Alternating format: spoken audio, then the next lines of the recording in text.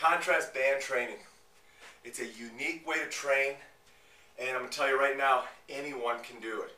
Yeah, anyone. It's just a matter of incorporating a dead weight with flat continuous loop bands as your band resistance.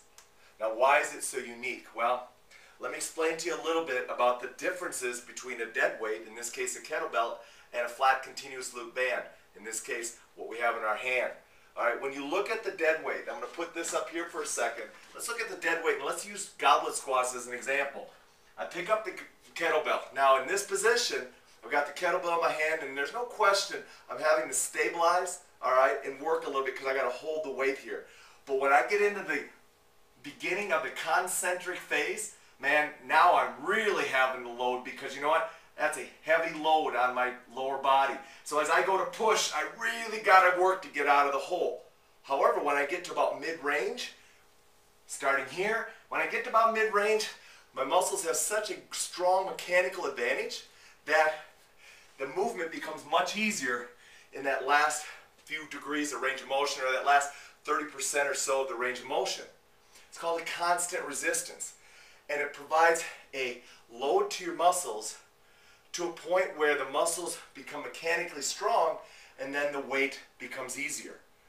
It's called constant resistance. Therefore, it will be where you are in the range of motion that makes the kettlebell, in this case the dead weight, make the muscles work harder.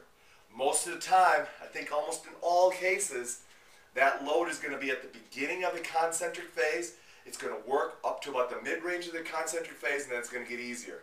Now let's take a look at flat continuous bands, okay? And again, I call this contrast band training, but I expect you to be using flat bands because of the unique versatility that they bring. Let's take an example and let's do front squats. Still a front-loaded squat, just like a goblet squat. We're going to bring it on up and we're going to load it right here.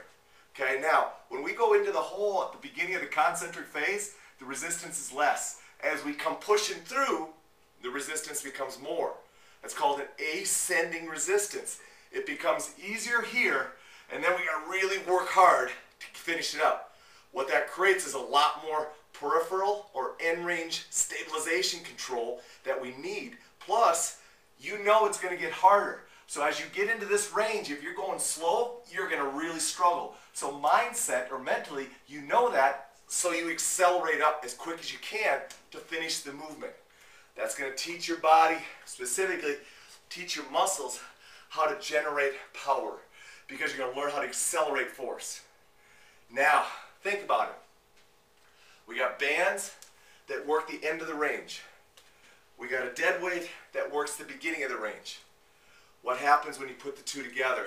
And let's go into a crossover setup, all right, and let's take a look. So I cross over the bands, all right, same load, front squat, coming on up, all right, same load there. Now I take my kettlebell, put it here. Oh my goodness, look what. Now I have to do the weight at the beginning of the concentric phase and work hard. Oh, but now when I get here, I got to work with the band and its ascending resistance. So putting the two together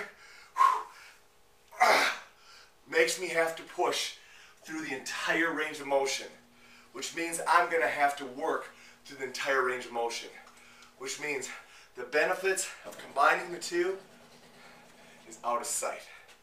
That's what contrast training brings to you. It makes you challenge both ends of the spectrum from a strength training standpoint. Therefore, your muscles are on demand all the time, and you know the benefits that come with that. Try contrast band training, but remember, you can't do it with just any elastic resistance. Pick yourself up some flat bands, all right? All right, and we'll go ahead and see what you think of doing contrast band training.